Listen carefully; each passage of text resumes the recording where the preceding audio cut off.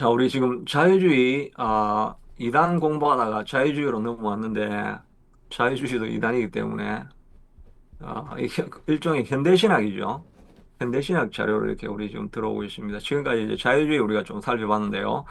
자유주의는 이제 계몽주의가 나타나고, 그 다음에 또 자연과학이 발전하고, 이렇게 하니까 이 과학의 시대에, 그리고 이성적으로, 어, 모든 것을 판단할 수 있는 이런 시대에 도대체 신학이라는 게 무슨 말도 안 되는 신화 같은 이런 이야기를 우리가 어떻게 믿을 수 있냐. 이렇게 생각하는 사람들이 있어가지고, 한 부류는 그냥 그렇게 생각하다가 한 부류는 완전히 그냥, 그럼 나는 교회 안 다닌다고 이렇게 끝나서 신학에 관심이 없는 사람들이 있고, 그런 대다수의 사람들이 이제 일반 세속 학자들이나 사람들이죠. 근데 또 다른 한 부류는 그래도 우리가 가져온 전통이니까 이 신학이 도대체 우리에게 의미하는 게 무엇인가? 이걸 현대적으로 합리적으로 좀 해석을 해보자. 이랬던 사람은 이제 자유주의로 남게 된다고 그랬죠. 그래서 그걸 처음 시도한 사람이 슐라이마하고, 슐라이마는 이제 조금 끼어 있는 지성인이라고 하는 사람들은 야, 요즘 시대에도 교회 나가 이러면서 이제 자기 새로운 철학을 이렇게 발전시키면서 예, 이 합리적인 철학을 믿어야 된다. 이렇게 하는 사람들에 대해서 이 슈라이마는 지성이긴 하지만 야, 그럼에도 불구하고 우리 마음 안에 뭐 영혼을 사모하는 마음, 어떤 궁극적인 실제에 대한 그 사모함 이런 게 우리 인간에게 있지 않냐. 이런 철학의 시대에도 여전히 종교가 필요하다. 그런 생각을 이제 슐라이만은 한 거죠. 그래서 그러면 종교의 자리가 어디냐라고 하면 그건 이성에 있는 게 아니고 우리의 본연 안에 있는 내재되어 있는 어떤 절대자에 대한 그, 어, 어, 절대 절대자에 대한 의지감, 의지, 절대자를 의지하려고 하는 그런 마음은 우리 모두에게 있는데 바로 그런 감정의 자리가 신의식의 감정의 자리가 종교가 되어야 된다. 이렇게 해서 기독교를 이제 우리 안에 있는 신의식으로 이렇게 바꾸어 버리려고 했던 게, 어, 슐라이마우죠.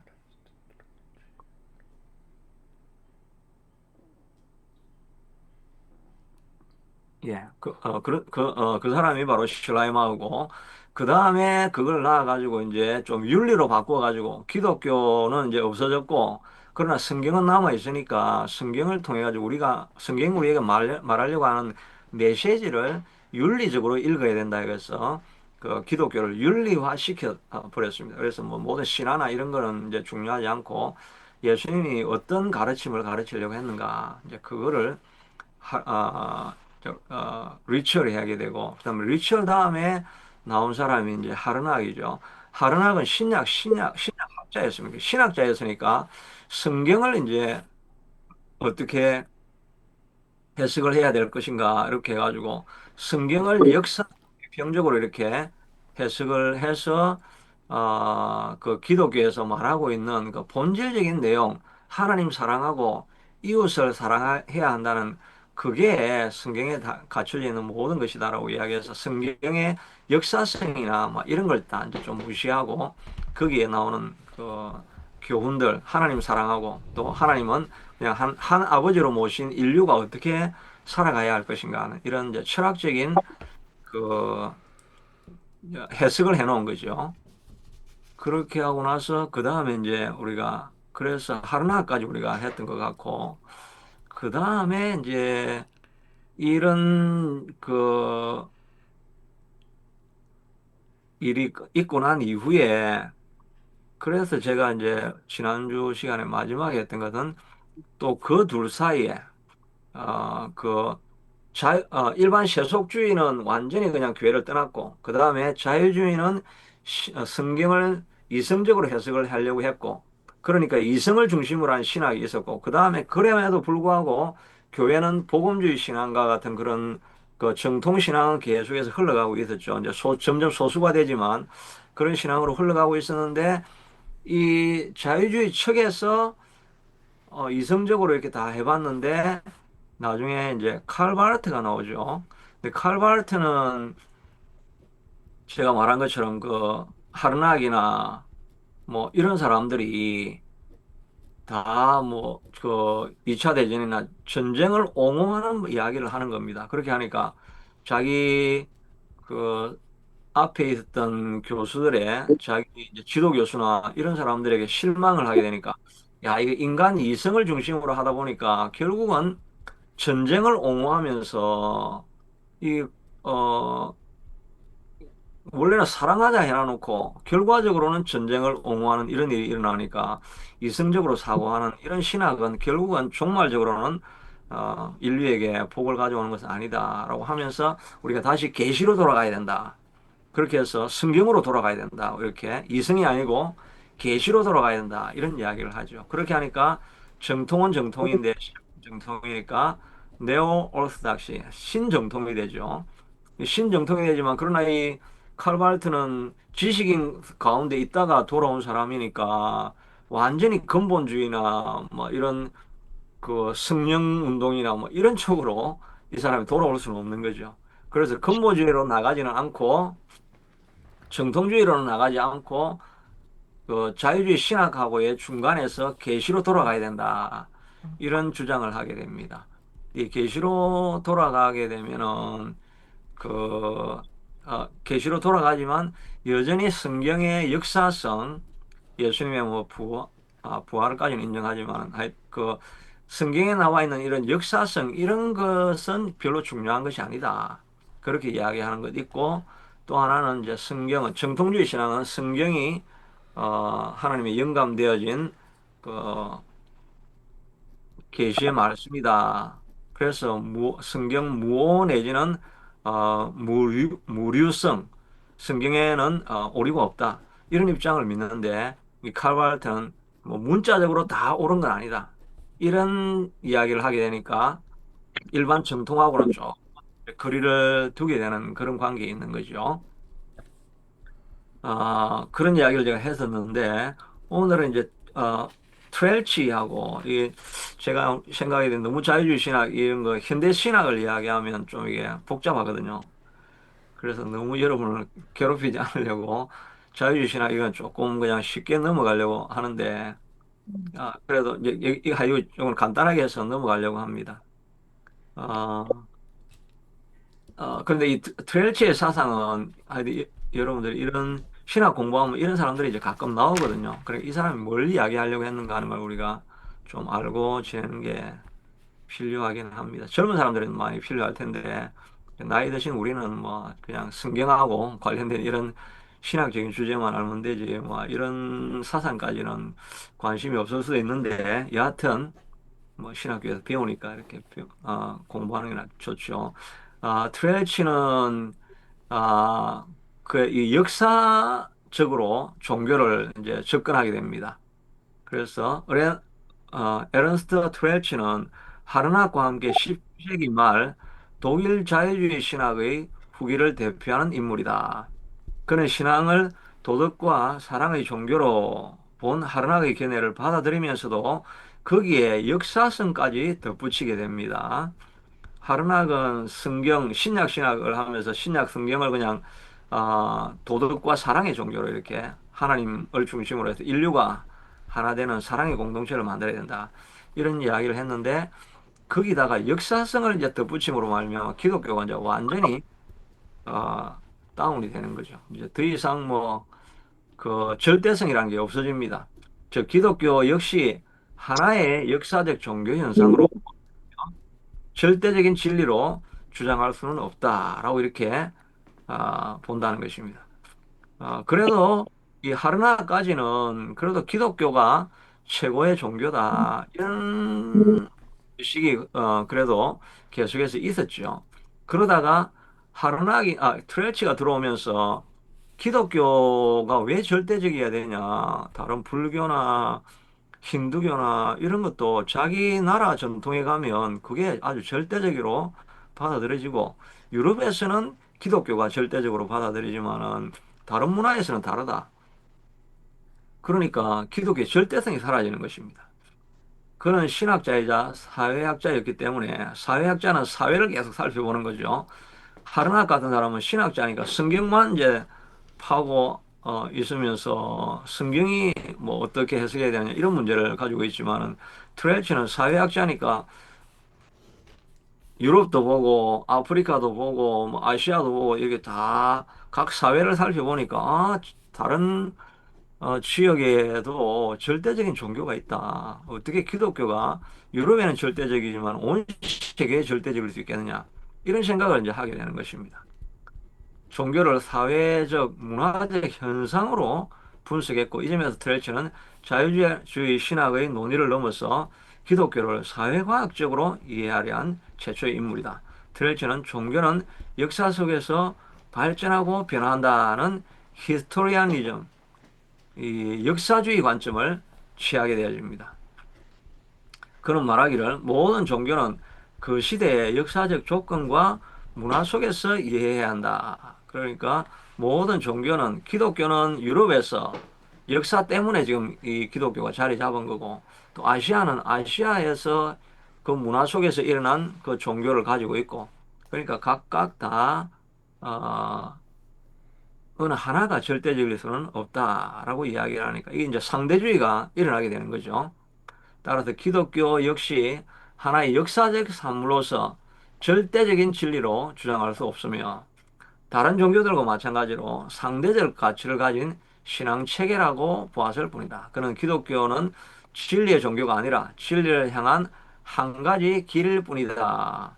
이게 많이 들어본 이야기죠. 이 종교다원주의가 이 말 아닙니까? 진리가 하나가 있는 게 아니고 그냥 진리를 향해서 가는 여러 가지 다른 길이 있는데 그 중에 하나가 기독교이다.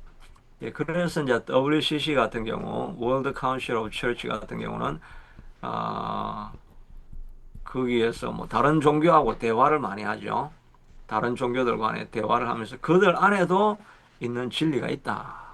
그렇게 이야기를 하고 결국 구원은 꼭 예수 믿음만 구원이 되는 게 아니라 다른 종교를 통해서도 진리에 이르를 수 있게 된다. 이렇게 이야기를 하는데 나아가는 아주 시발점이 된 게 바로 이 그 히스토리시즘을 말한 트렐치가 이게 나오게 되는 겁니다.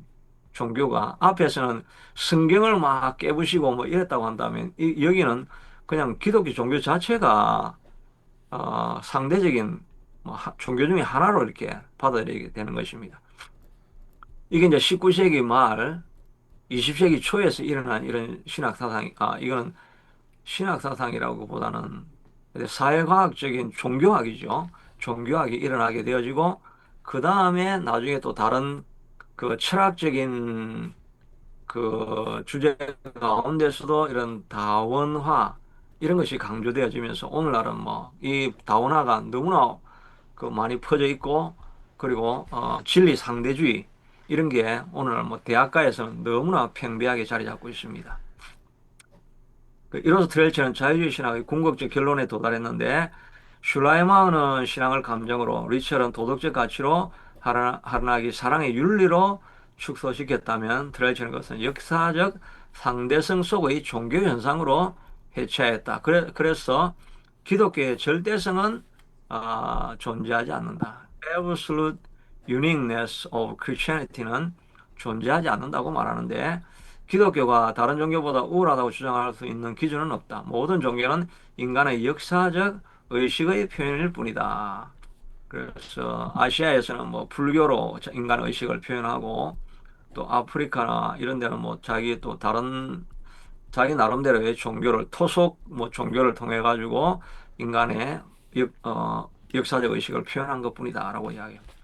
그레이지 신학은 결국 종교다원주의와 역사 상대주의의 기초를 놓았다. 그런 종교를 비교 분석하는 사회학적 관점에서 접근하며 하나님이 계시는 특정 시대나 특정 종교 안에서만 제한되지 않는다고 주장했다. 그 결과 기독교의 절대적 계시는 그의 절대성을 역사 속에 당대화하려는 시도였다. 그는 예수는 하나의 도덕적 이상을 제시할 뿐 절대적 구원의 유일한 길은 아니라고 보았다. 이처럼 트레치는 자유 역사함으로써 기독교계 만들었다. 근데 이런 사상이 이제 뭐 다 지금 그 슐라이마허, 하르나, 트렐치 또 리처 이런 사람들이 다 그 독일의 칸트하고 같이 있던 그 지역 사람들 아닙니까? 그러니까 독일 교회가 어떻게 되겠습니까? 독일에서 루트가 종교개혁을 시작을 했지만 이 사람들이 모든 것을 다 까먹고 그러니까 사람들이 교회를 안 나가죠. 교회를 안 나가고 뭐 우리가 오늘날 같이 문명화된 사회에서 어떻게 그 구약의 신약의 그런 뭐 나사로가 살아났고 오병이어 이런 이야기를 우리가 어떻게 믿을 수 있겠느냐? 그렇게 함으로 해가지고 교인들이 이제 교회에 다 안 나오는 그런 일이 일어난 거죠.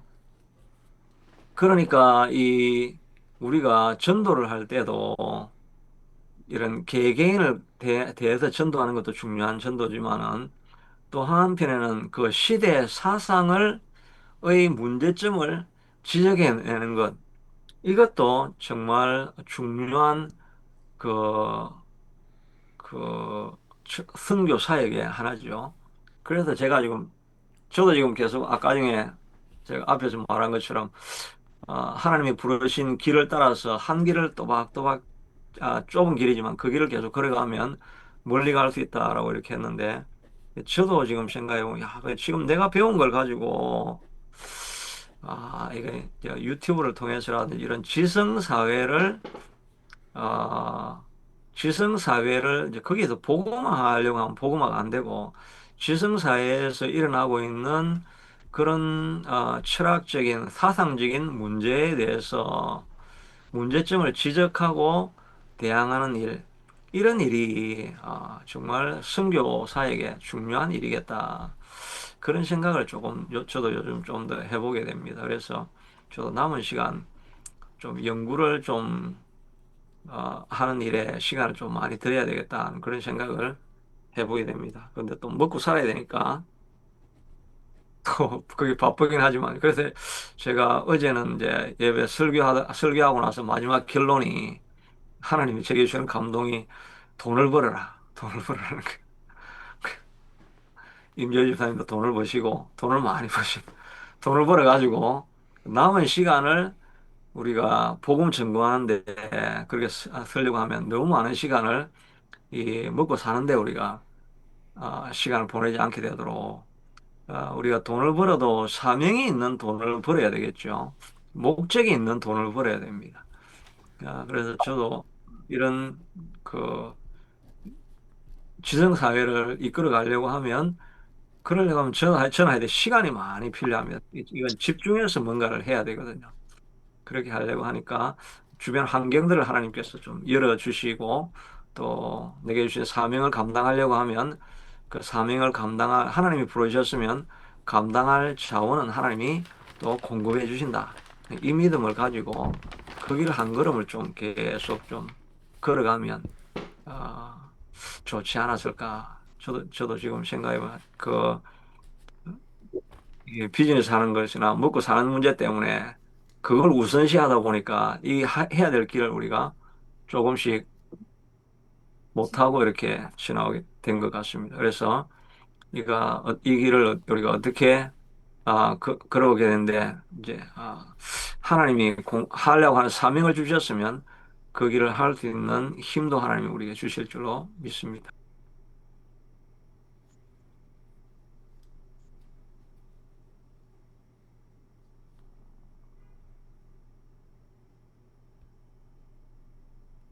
죄송합니다. 잠깐 누가 와가지고. 예. 아, 그러니까 이 지성 사회가 반기독교적이 되니까 저 나라와 역사가 다른 방향으로 가게 되는 거죠. 그래서 우리 한국도 지금 또 하나 저도 이제 지금 기도 제목이 되는 게 저도 마찬가지고 주변에 만나는 분들 이렇게 다 이야기 들어보면 이제 이 2세들이 자기 아들이 그렇게 고등학교 때까지 잘 교회 다니다가 대학 가면서 사람이 많이 변해가지고 지금 그 뭐 거의 대다수의 가정이 이런 고민을 하고 있는 걸 이렇게 보게 되는 것 같아요. 어제도 저도 어떤 분을 만났는데 그분도 또 자기도 그 딸이 그렇게 그 교회를 열심히 잘 다니고 막 그 저기 바이올린 연주까지 하면서 찬양대에 있고 이러더니 얘가 갑자기 변해가지고 지금 가정에 하여튼 그 가정이 하나가 될 수가 없다 이런 이야기를 지금 들어보는데 그 이런 것들이 다 우리가 교회 안에 이 이민 사회 안에 그 가정에서 우리가 막 아무리 지켜내려고 해도 사회로 나가가지고 대학에서 듣는 메시지는 지금은 뭐 상대주의를 인정하지 않으면 그 학자가 될 수가 없죠. 그러니까 모든 그 학자들이, 지식인들이 거의 다 이제 좌편향이 되어 있습니다. 좌편향이 되어 있죠. 좌편향이라는 말은 그게 거의 기독교 가치에, 어, 반대되는 길로 가는 거죠. 다양성을 인정해야 되고, 그러니까, 그, 뭡니까, 저기, 이, 호모섹슈얼리티 같은 그런 이슈들, 뭐 이런 것들이나 또 다른 이슈들에 있어서 하여튼 다양성을 인정하지 않으면 하여튼 살 수가 없는 사회로 되어 있으니까 애들이 나가서 보면은 그 다양성을 그냥 교수가 너무나 설득력 있게 이야기를 하니까 이제 그걸 받아들이지 않을 수가 없게 되죠. 그렇게 하니까 사상적으로 변하게 되니까 애들이 뭐 다 교회를 떠나가게 되는 거죠. 그러니까 이 사상을 기독교적으로 변호하는 일, 그게 좀 쉽지는 않은 길인데, 그 일이 참 중요하다. 그런 생각을 이렇게, 해보게 됩니다. 여하튼 이렇게, 아주 마지막 정점을 찍은 게 트렐치가 정점을 찍어가지고, 완전히 이제 기독교는 절대적인 것이 아니다라고 이렇게 하는 역사 상대주의를 가져오게 되면서부터 종교다원주의가 나오게 되어지고 교세가 독일에서는 완전히 내려가고 이제 어려움을 겪게 되는 거죠. 여기까지가 트렐치에 대한 이야기였습니다. 그리고 그 성경에는 이런 거 이제 강의를 여러분이 하시고 나면 꼭 성경을 이렇게 찾아서 다시 한번 확인을 시켜줘야 되겠다. 줘야 되겠죠. 나는 여호와라 변하지 아니하나니 어, 불변성 예수 그리스도는 어제나 동일하시니라.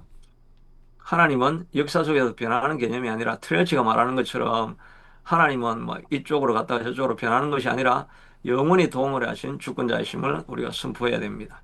그리고 예수 그리스도의 유일성과 절대성은 다른 이로서는 구원을 얻을 수 없나니 천하 사람 중에 구원만을 만한 다른 이름을 우리에게 주신 일이 없습니다. 불교에도 없고 힌두교에도 없고 이슬람에도 없고 예수 외에는 그 구원받을 만한 다른 이름이 없습니다. 예수님이 나는 길이요, I am the way, I am the truth. 예수님이 truth라고 이야기하죠. 생명이니 나로 말미암지 않고는 아버지께로 올 자가 없다. 이런 말씀들을 우리가 자녀들에게 이렇게 해줘야 되겠죠. 어제 만난 그 집안은 자기 딸에게 야, 너 가정예배 꼭 해야 된다. 왜 가정예배를 안 하냐? 그렇게 하니까 강요를 하니까 종교 종교로 착취? 종교 착취를 왜 하느냐? 그렇게 딸이 그렇게 반박을 한다는 거예요. 종교 착취가 아니고 뭐 용어가 뭐가 맞습니까? 종교 핍박도 아니고 종교를 가지고 왜 하여튼 그 푸시를 하느냐? 이 그렇게 이야기를 한다고 하죠. 그 사람은 그렇게 이야기를 하더라고요. 그러니까 다 그렇게 해서 다 그게 어디서 배운 거겠습니까? 학교 가가지고 종교의 다양성이 있고 뭐 인권의 중요성을 이야기하고 뭐 이런 게 이야기를 하다 보니까 그 애들이 이제 그걸 배워가지고 이제 써먹는 거잖아요. 우리 교수님이 다 이야기하는데 종교에는 자유가 있고 또 종교의 다양성이 있는데 내가 생각해보고 판단하고 믿으면 되지 왜 엄마가 나를 자꾸 믿으라고 강요를 하냐 이렇게 이야기를 하게 되는 이 대학을 우리가 대학을 하여튼 증명을 해야 돼. 대학을 증명을 해야 돼. 공부 잘하는 사람들이 이렇게 나와야 되는 거지. 예. 하나님 말씀의 절대적 권위는 주의 말씀은 영원히 하늘에 굳게 쓰느니라. 모든 성경은 하나님의 감동으로 된 것이다. 감동으로 된 것인데 오류가 없기 때문에 막 어, 하르낙이나 리처리나 이런 사람들이 성경을 막 뜯어고치면 야, 그건 하나님의 말씀은 성경 말씀은 하나님의 감동으로 된 것이고 그 Spirit inspired 하나님의 영으로 감동된 것 아니냐 이렇게 말해야 되고 기도의 절대성과 보편성은 모든 위에 뛰어난 이름을 주사 하늘에 있는 자들과 땅에 있는 자들과 땅 아래에 있는 자들은 모든 무릎을 예수의 이름에 꿇게 하시고 그 예수 이름 안에 모든 것이 다 꿇게 되어 있다라고 하는 이런 성경 구절을 가지고 있다가 이제 이렇게 자녀들에게 보여줘야 됩니다. 그래서 저도 지금 이제 오늘 생각난 게, 이거 보니까, 우리 가정의 문제만 아니고 모든 가정에 지금 이민 가정에 이렇게 동일한 문제를 겪어가고 있는데, 물론 이제 이건 뭐 하루 이틀에 있었던 이야기는 아니죠. 그, 세컨 제너레이션 그 미니스트리 하는 이야기대로 우리가 흔히 하는 말로 silent exodus 뭐 이런 이야기를 하죠. 조용한 탈 조용한 탈출 출애굽. 아무 말도 안 하는데 주변에 무슨 일이 나는지도 모르는데 하여튼 조용하게 일어났는데 지금 보니까 다음 세대들이 교회를 다 떠나게 되는 거죠. 그러니까 이런 게 대다수의 이민 가정이 겪고 있는 그런 어려움인데 이런 사람들을 한번 모아가지고 그런 고민을 가지고 있는 사람들이 다 모아가지고 근데 우리가 이제 애들한테 어떻게 어프로치를 해야 될 것인가 이런 거 우리가 세미나를 좀 해야 되지 않겠습니까? 진짜 그 제가 이제 그런 생각이 들더라고요. 그래서 기도회도 일단 해야 되겠죠. 기도를 하면서 다음 세대를 돌아오게 하더라고. 근데 이런 거는 뭐 지금 일어나는 문제가 아니라 계속해서 이민사에서 고민도 하고 뭐 다 이게 뭐 이야기를 많이 해오던 주제죠. 그런데 그러다가 저도 하여튼 근데 또 오늘 또 다시 생각해 보니까 그거는 우리가 주로 이세들한테 맡겨놨지 우리가 한 거는 없거든요. 그러니까 이런 이세들을 위한 1세들의 모임이 있어가지고 뭐 기도회를 할 수도 있고 사례 발표를 할 수도 있고 그렇게 하면서 우리가 할 수 있는 일은 무엇이겠는가 이런 거를 이제 학부모가 대화해보는 그런 모임이 필요하기도 하겠다. 그런 생각을 해보게 됩니다. 왜냐하면 그런 상황을 만났을 때 부모들이 어떻게 대처해야 된다는 걸 교회에서 가르쳐 준 적이 없잖아요. 음, 자녀가 떠나서 이런 떠난 자녀는 어떻게 하면 우리가 돌아오게 할 수 있다. 이런 지침이 없잖아요. 그러니까 이제 어, 우리가 대학 사회를 알고 있는 사람이 먼저 가서 지금 대학 사회에서 이런 그 대학 사회의 교육관이, 세계관이 이렇게 바뀌어져 가고 있다. 그리고 그 사람들의 철학적인 뿌리가 이런 것이다. 이런 이야기를 이제 설명을 해주고, 그 다음에 또 사례적으로 이런 사람들을 돌아오게 하려면 우리가 해야 될 일은 첫째는, 어, 그 감정적으로 접근하면 안 된다. 너가 어떻게 그렇게 변할 수가 있냐? 예수 안 믿으면 너 지옥 가는 거 모르냐? 이렇게 이제 하면은, 그렇게 이제 밀고 나가면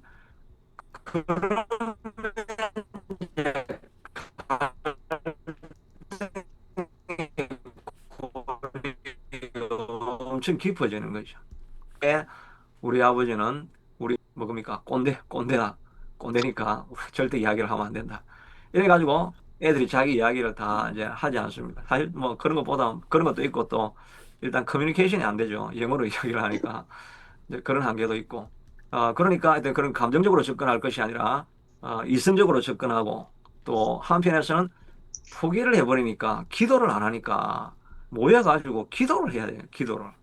다음 세대를 위해서 같이 막 기도하다 보면 성령님이 어떤 길을 제시해 주게 되잖아요. 기도하다 보면 하나님이 어떤 우리가 알지 못했던 길을 주니까. 근데 우리가 다음 세대는 우리가 전부 다 이야기를 하면서 뭐 90%가 교회를 떠났다. 뭐 이렇게 이야기하고 그다음에 so what? 그래서 what's the next step? 우리가 다음에 그러면 해야 될 게 뭐냐? 뭐 그거에 대해서는 아무 이야기도 안 하거든요. 그러고 이제 기도를 안 합니다. 이거는 기도 제목도 아니에요, 이제는. 그럼 이 기밥을 해버리면 안 되죠. 기밥을 해버리면 안 되고 그래도 그러면 어떻게 해야 되겠느냐 이 이야기를 하려고 하면 기도회를 해야죠. 기도회를. 기도를 계속해서 하다 보면 하나님이 어떤 이제 길을 열어주는 거죠. 그래서 앞으로 이제 제가 이세를 위한 그 컨퍼런스 이런 걸 이제 한번 좀 자료를 제가 한번 준비를 좀 해봐야 되겠다는 그런 생각이 이제 들기도 합니다. 이 이세 지도자를 데리고 하는 게 아니고 그런 또 영어로 커뮤니케이션 해야 되면 저도 뭐 그쪽이 그 문화를 잘 모르니까 이제 그런데 학부모들이 이제 모여가지고 하는 기도 학부모들이 어떻게 이 사태를 좀 멀리 보고 좀 극복해 갈 수 있는 과정을 찾아갈 수 있을 것인가 그런 모임을 우리가 좀 할 수 있는 것 같아요. 근데 그런 모임을 안 하면 그냥 이 독일이 완전히 망해간 것처럼 한국도 지금 뭐 많이 그렇게 되어가고 있죠. 그렇게 하는 건 이제 지금 자꾸 기울어지는 이런 걸 뭔가 막아서서 이 손을 들고 하나님 이 예루살렘을 좀 보호해 달라고 막아서서 기도하는 사람들이 있어야 되지 않겠습니까? 저만 그렇게 생각하는 거 아니에요. 하여튼 제게 주신 그 사명이랄까 그런 생각들이 이렇게 드는 것을 보게 됩니다. 이렇게 사상이 이렇게 무너지게 됩니다. 보편성을 이제 상대주의가 이렇게 해서 들어오게 되는 겁니다. 그 다음에 이제 이 불트만 이야기는 불트만은 여러분들도 이름 좀 들어봤죠? 그 몰트만이라고 하는 신학자도 있습니다. 그 사람은 이제 희망의 신학자라고 해서 그 사람도 독일 사람이긴 한데 그 사람은 좀 다른 이야기고 많이 신학교에 알려져 있는 사람은 루돌프 불트만입니다. 루돌프 불트만은 이 사람은 이제 앞에서는 19세기 말이었죠. 이거는 20세기 중반까지 살았던 사람입니다. 다른 사람보다 나이가 좀 어린 사람이죠. 그러니까 어, 트렐치보다도 더 어린 사람이죠. 더 늦게 다음 세대에 온 사람입니다. 6년까지 살았으니까 상당히 근시까지 우리 현대까지 살았던 사람이죠. 이 사람은 이제 마지막에 이런 루돌프 볼트만도 신약학자입니다. 신약학자, 신학자죠. 트렐치는 사회학자였고, 그러니까 하르낙 다음에 불트만이 나오게 되는 겁니다. 하르낙의 신학적인 경향을 불트만이 이제 이어받게 되는 거죠. 그래서 이 사람이 이제 주장하는 건 뭐냐 하니까 잠깐만 1분만 브레이크 할게요. 아직 브레이크 우리 하는 시간 아니거든요. 잠깐만 1분만 브레이크.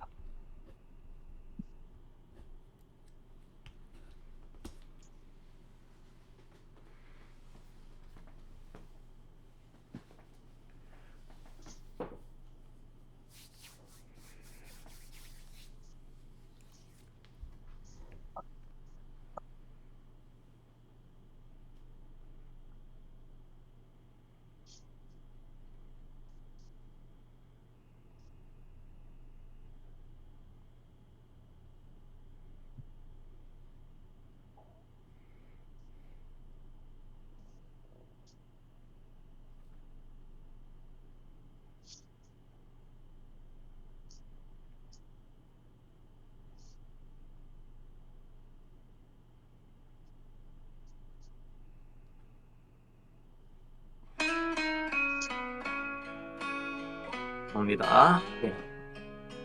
그래서 루돌프 볼트만은 20세기, 19세기를 넘어서서 20세기 신학자로서 자유주의 신학의 역사 비평적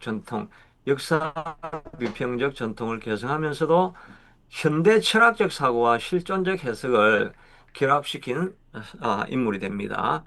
아, 신학자로서 하르낙은 이제 신약을 계속 연구하면서 신약을 비평을 하면서 거기에서 윤리적인 교훈을 이제 만들어낸 사람이라고 한다면 불트만은 거기에다가 역사 비평을 이미 하르낙이 다 해놨기 때문에 그걸 받아가지고 그 다음에 현대 철학을 또 철학적 입장을 가져오게 됩니다. 이 현대 철학이 어떻게 흘러가게 되냐니까 이게 20세기 초죠. 20세기 초는 그 하이데거 하이데거라고 하는 철학자가 나옵니다. 이거 지금 철학까지 막 들어가서 좀 복잡한데 하이데거의 철학이 나오는데 이 하이데거라는 사람의 철학하고 그 전에 있어 왔던 계몽주의 철학하고는 이제 완전히 달라집니다. 달라져 가지고 하이데거로부터 시작해서 이제 철학이 좀 상대주의적인 철학이 나오게 돼요. 그래서 옛날에는 그 철학하면 뭡니까? 막 진리가 무엇이냐 하면서 막 고민하고, 이러는 게 이제 그 철학이죠. 진리를 찾아가는 거죠. 그런데 하이데거에서부터 오면서부터는 진리를 이제 찾지 않습니다. 진리라는 거는 상대적이다. 중요한 거는 본질을 찾고 뭐 이러면서 무슨 추상적인 거 뭐 플라톤이 말하는 이데아 뭐 이건 너무 추상적인 거 그런 본질이라는 게 사실은 없다. 그러니까 그냥 현실 살아가는 이 실존적인 내 삶이 중요하지 뭐 저 형이상학적인 진리 뭐 이런 게 중요한 게 아니다. 좀 쉽게 이야기하면 단순화시키면 그렇게 이야기할 수 있는데 그러니까 그전의 철학하고는 하이데거 철학은 좀 완전히 달라졌죠. 뭐 본질이 중요한 게 아니고 현재 살아가고 있는 내 삶이 무엇이냐는 이게 이제 더 중요하다라고 이런 식의 철학이 나오게 됩니다. 종교도 그랬죠. 신학도 뭐 역사 비평을 하고 뭐 이렇게 하지만 그 안에서 어떤 진리를 찾다가 트레치가 나오면서 이거 기독교는 기독교 나름대로의 진리고 또 인도 종교 뭐 불교 뭐 이런 거는 또 다른 상대적인 진리가 있다 이렇게 이야기하면서 각 상황을 맞게 봐야 된다 이렇게 종교도 역사성을 중요하게 되고 상대적인 것이 중요하게 되죠. 철학도 본질적인 것, 진리적인 것, universal truth. 모든 인류가 공감할 수 있는 그런 universal absolute truth를 이렇게 찾아왔던 거잖아요, 철학이. 찾아오다가 하이데거에서 넘어오면서 그런 거는 우리가 찾을 수도 없고, 뭐, 우리가 16세기부터 20세기까지 다 찾아봤는데 못 찾았지 않냐? 없다, 그런 거. 그러니까 현실 삶을 어떻게 살아가야 돼? 실존의 삶이 중요하다. 그러니까 사람마다 다 가치가 있고 사람마다 서로 다른 삶을 살아가도록 되어져 있는 것. 그 자신의 삶을 살아가는 것이 중요하지. 뭐 본질을 찾고 진리를 찾고 이래 찾아가는 게 그건 찾아봐도 없는 허상일 뿐이다. 이렇게 철학이 이렇게 됐거든요. 그러니까 철학도 상대주의로 흘러가고 종교는 트렐치를 통해 가지고 역사 상대주의로 흘러가고 이러다 보니까 이제 에브솔루트 절대적인 진리는 없다라고 하는 의식이 중요하게 되어집니다. 하이데거에서는 중요한 거는 현재 삶이 내가 경험하고 있는 그 진리가 중요한 거지. 뭐 성경의 절대적인 진리 이런 게 중요한 게 아니다라는 이런 생각을 하게 되는 그런 역사적인 분위기를 아, 그 시대 상황을 맞이하게 됩니다. 그래서 이 불트만은 철학적 사고와 실존적 해석이 중요하다 이렇게 생각을 하게 되는 것입니다. 그래서 오늘날 사람들은 더 이상 신약의 세계관을 믿을 수 없다고 말하며 성경의 신화적 요소를 제거하고 복음의 실존적 의미를 찾아야 한다고 주장했다. 불트만이 활동한 시대는 1, 2차 세계대전을 거친 근대 신앙 분계기였다. 과학과 기술의 발전, 실존 철학의 등장, 그리고 인간 실존의 불안 속에서 그는 현대인이 여전히 복음을 믿을 수 있도록 만드는 방법을 고민했다. 그의 대답은 비신화화였다.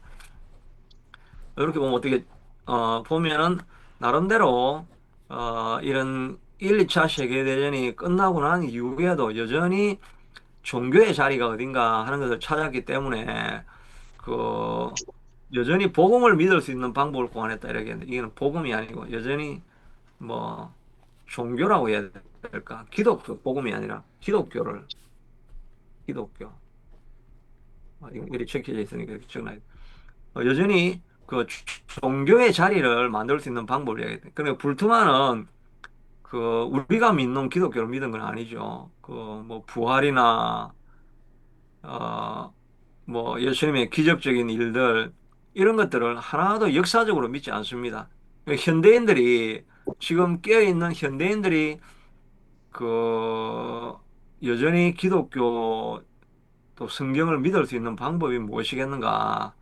그걸 생각해 보니까 그거는 모든 역사적인 사건은 빼고 앞에서 했던 거하고 비슷하죠. 리처리 역사적인 사건은 다 빼버리고 그냥 거기서 윤리적인 가르침만 찾자고 한 거고 이 불통하는 비신화화라고 하는 말은 성경이 신화와 같은 거죠. 이제 불신자 입장에서 보면 우리는 기적이고 하나님의 역사라고 이렇게 이야기하지만 불신자 입장에서는 그거는 어, 그 신화죠. 신화 같은 이야기죠. 막 죽었다가 사람이 살고 오병이어가 일어나고 무리를 걸어가고 이런 거는 그냥 신화잖아요. 자기들 입장에서 볼 때.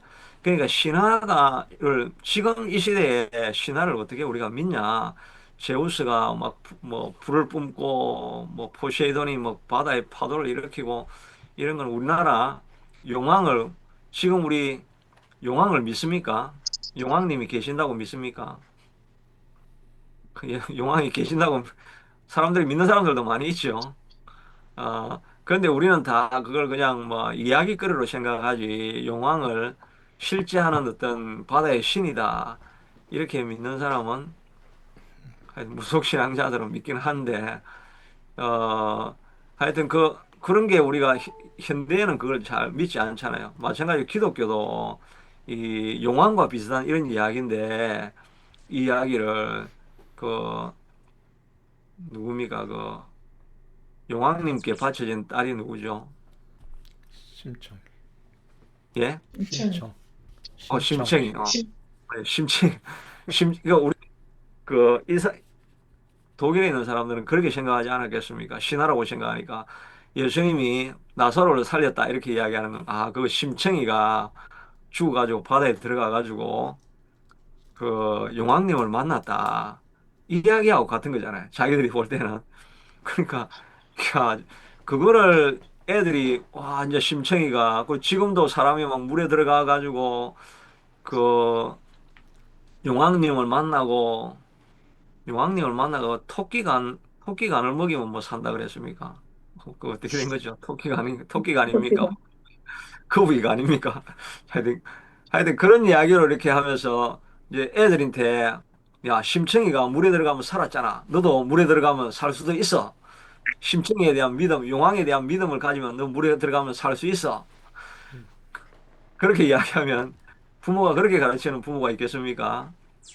그렇게 가르치다 면 잘못 애가 그걸 믿으면 어떻게 되겠습니까? 물에 들어가가지고 다 익사해가 다 죽는 거죠. 그거하고 꼭 독일에 가면 나사로가 살아나는 이야기가 꼭 그 이야기 아니, 그 이야기하고 같이 들리는 거예요. 그러니까 오늘날 현대를 살아가면서 이 깨어있는 우리가 어떻게 심청의 이야기를 우리가 어떻게 믿겠느냐. 그런데 심청의 이야기를 통해 가지고 그걸 비신화화하면은 심청의 이야기를 통해서 우리가 배울 수 있는 건 뭡니까? 효심이죠, 효심. 효심으로 이렇게 물에 들어가니까 뭐 이렇게 살아나와 가지고 심청이 아버지가 눈을 떴습니까? 떴죠. 뜻은 예, 맞습니까? 예, 눈. 네. 저는 전혀 기억이 안 나요. 어떻게 했는지. 그 심청이 이야기, 토끼가 안도 심청이에 나오는 이야기입니까? 토끼가. 여러분들 잘 그건 아닙니다. 예, 그걸 알 따로 별주보전하고 다르죠. 그럼 심청전하고 별주보전하고 다르지. 심청이가 들어가가지고 용왕을 만나가 뭐를 받아왔죠? 뭘 받아왔습니까? 하여튼 그래가지고 아버지 눈이 떠지게 된 거 아닙니까? 다 나이가 드시니까 기억이 가물가물하시는 거. 나는 전혀 기억이 안 나. 생전에 내가 읽어본 적도 없고. 하여튼 결론은 그거잖아요. 결론은 심청이가 이렇게 지극한 정성을 가지고 효심을 했더니 용왕님이 하여튼 그 신봉사의 눈을 뜨게 하셔가지고 그 말년이 행복하였더라 그런 이야기잖아요. 그 우리가 오늘 제가 아침에 설교하면서 저기 나오미가 다 인생 말년인 줄 알았던데 막장인 줄 알았던데 가보니까 나중에 나오미를 저기 보아스를 만나고 해가지고 그 이제 나오미가 자기 손자를 안고 있는 그런 멋진 날이 왔다. 뭐 그런 이야기 이제 그런 이야기로 끝났는데 그래서 하여튼 시몽사가 이렇게 행복하게 살았더라. 이렇게 하면서 결과는 이제 지극한 효심이 있으면 용왕이 눈을 뜨게 해준다. 그리고 우리도 부모를 공경해야 되겠다. 이런 게 하여튼 그 교훈으로 남아 있는 거죠. 마찬가지로 이 불투만도 하는 이야기가 그 성경에 나오는 그런 걸 역사성 따지고 이럴 주제가 아니다. 그거는 그냥 옛날에도 사람들에게 공감되는 그런 효심이나 이런 교훈적인 이야기를 주기 위해서 이런 신화, 신화를 만들어냈던 것이다.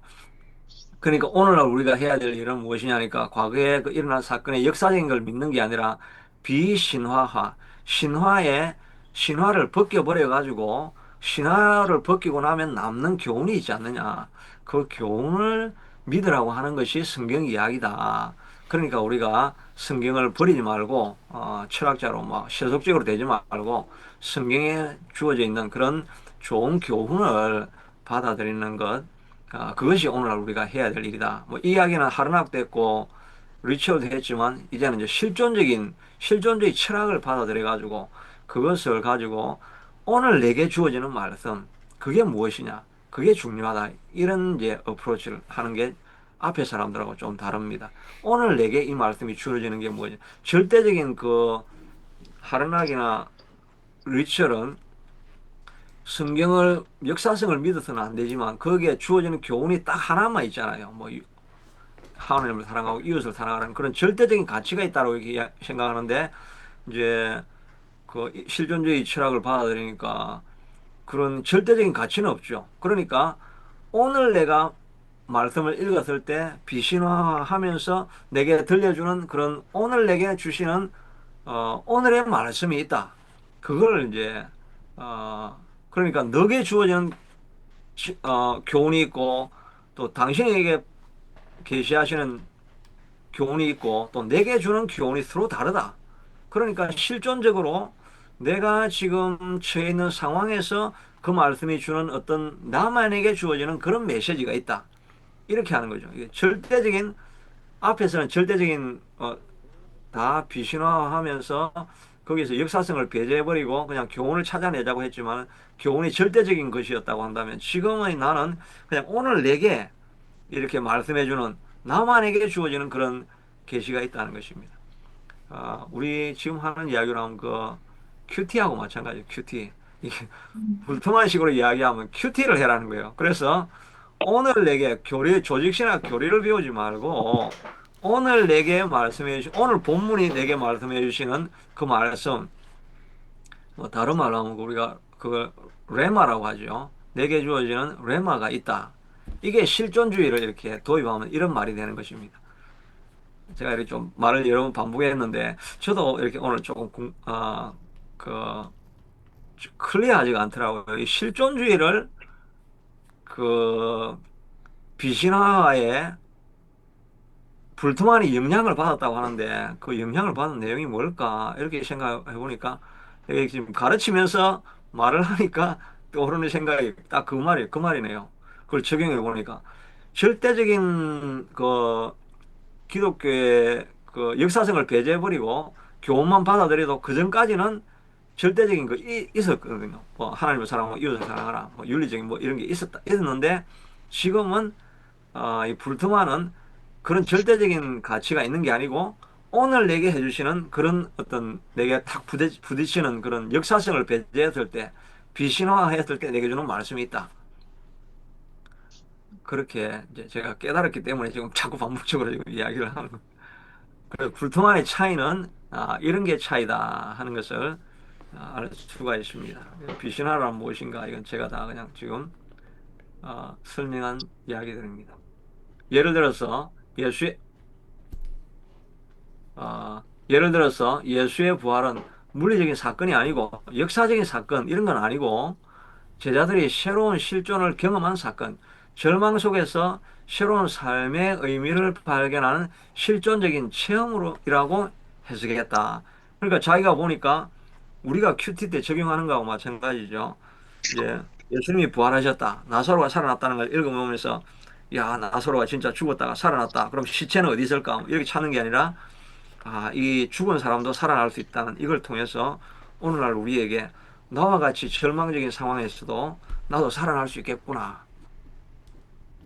그러니까 불투만하고 사실 목사님이 적용하는 거하고 사실 똑같습니다. 딱 차이가 나는 게 뭐냐니까 우리는 그 뒤에 일어났던 역사적인 사건 자체도 믿고 그리고 그 삶을 오늘 우리에게 적용하는 이런 일도 믿고 이렇게 하는데 불투만은 그런 역사적인 사건 이런 거는 이제 다 무시해버리고 그냥 거기에서 나오는 오늘날 내게 주는 교훈으로만 해석하는 것 이런 게 이제 차이가 되는 것입니다.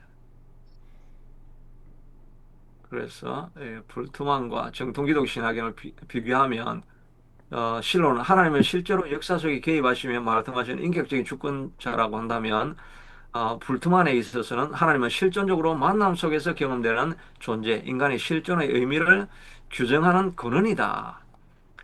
우리는 인격적인 오늘날 실존적으로 우리가 경험하는 건 우리도 불투만도 큐티하면서 경험을 하는 거죠. 경험을 하지만 그러나 그게 하나님이 주시는 계시가 아니고 실존의 의미를 규정하는 어떤 근원, 어떤 그라운드, 무인격적인, 비인격적인 어떤 그런 그 근거, 이런 거를, 어, 이런 존재를 통해서 내게 교훈을 주신다. 이렇게 생각하는 거고, 우리는, 불투만과 같이 실제적으로는 오늘날 내게 주시는 말씀을 만나지만 우리는 인격적인 주권자, 하나님이 내게 주시는 말씀이라고 생각하고, 이 사람은 그냥 철학적인 어떤 근거가 우리에게 그런 교훈을 준다. 이런 식으로 이야기하는 것입니다. 기독론은 예수는 참 하나님이자 참 인간 십자가와 부활로 구속을 완성하신 분이다. 그런데 예수는 하나님 앞에서 완전한 실존을 산 인간, 그의 부활은 신화적인 언어로 표현된 제자들의 체험이었다. 예수님이 실제로 죽은 게 아니라 체험적으로 그냥 어, 예수님을 만나는 체험이 아니라 내가 어, 그 죽은 상태에서 다시 살아나는 것 같은 이런 그 영적인 회복 이런 거를 체험했을 때 그걸 부활이라고는 표현을 한다 이런 말이 지난번에 전태일 그 노동자 그 분신하신 한 그 사람이 문익환 목사님의 이런 분들이 다 이걸 부활이라고 했죠. 그 전태일 열사가 뭐 죽어가지고 그 다음에 그 사상이 많은 노동자들에게 흘러갔다. 이게 부활이 전태일의 부활이 아니냐 이렇게 해석하는 것과 마찬가지인 그런 내용들이라고 할 수가 있습니다. 어, 내용들은 뭐 비슷한 내용들이고 이거 하이데거와 불트만 이건 제가 그냥 하이데거 철학을 이해하려는데 이게 아주 중요한 내용들인데 뭐 여러분들 이것까지 뭐 알 필요는 없는 거예요. 자, 그래서 이제 결론적으로 불등하는 하이데거의 철학을 신학의 해석학적 도구로 사용해서 그 신학의 과제는 초자연적 사건을 설명하는 것이 아니라 복음의 메시지를 인간 실존의 차원에서 해석하여 오늘의 인간에게 존재론적인 결단을 요청하는 것이었다. 요 말은 조금 여러분들 이해하기 어려울 수 있는데 이 말은 쉽게 이야기하면 오늘의 큐티를 통해 가지고 내 삶에 적용하는 그런 방식으로 사용했다. 이 말이 하이데거의 그 실존주의를 신학에 적용했다는 이런 말이 되는 겁니다. 이건 제가 아주 말씀 전하다가 잘 깨달은 것 같습니다. 실존주의가 하이데거가 이 불트만에 적용된다는 말은 큐티를 통해서 오늘날 내게 주시는 하나님의 말씀을 만난다는 의미입니다. 그러나 불트만은 그 뒤에 있는 하나님을 믿지는 않았죠. 예, 오늘 요 불트만까지만 하고 잠깐 브레이크 하도록 하겠습니다. 브레이크. 이게 뭐 철학적인 이야기 하는 게 도움이 됩니까? 네, 도움이 되죠. 김윤중 전사님은 도움이 됩니까?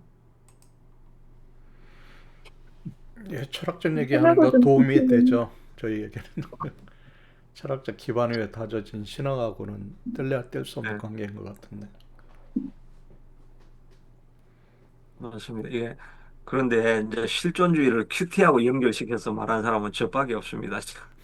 제가 오래 연구하고 이래가지고 어떤 자료에도 보면 이 불트만이 존재론적인 무슨 실존적인 그 문제하고 뭐 연관을 시켰다. 이래 이제 말은 해놨는데 소와 그게 어떻게 적용한다는 거냐 이런 말을 이야기해 준 사람은 없습니다. 근데 내가 지금 오늘 아주 중요한 말을 했습니다. 불트만은 큐티를 열심히 하는 학생이었다. 이렇게 이렇게 조사해 드리게 이런 거는 제가 가르치면서 많이 배우게 되네요. 예, 우리 한 10분 정도 브레이크 하도록 하겠습니다.